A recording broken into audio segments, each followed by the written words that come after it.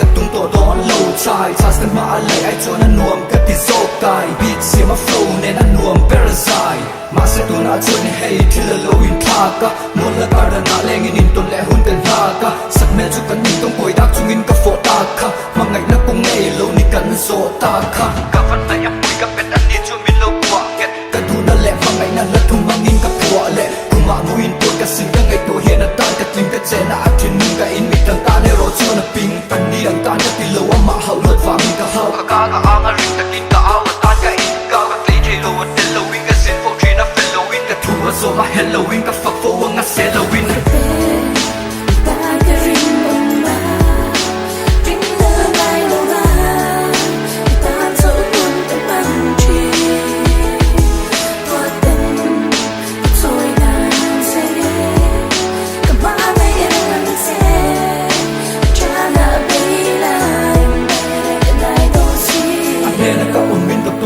ma se ka dam kim tin lo na te chun nei ve ma se ka ta na fam kim san des ko la lo a me la dom na kai kim ama ang kam lo ang khut so ma ila dai kim ken ka te chuan an lo ring ve tho kan in chen va ma se phang ngai na rin no man ni kan in tiam tat uluk takin kan lu kan nom ke ti a piang a chu o poi te do ma tan ka tai ni ang in nei huna in ke ya in ho mi lo a in pe a hun le ni lo tu pe se ke chu ka in pe alam ho yin ka chi ka mit rin ong na tui ka ti ka khit ma khan ting chat ve do tan tui sik do ka chu a pi ka khit no ai chung ka kem to so fo ang ke chuan a pa na do ma poi ka ti lo ka du tin reng a ma wa mi ka cha na mom an ni na le gi na du zong le sakin na tan ka hon mi zong zong kum thang a se a wi lo ka ta na mom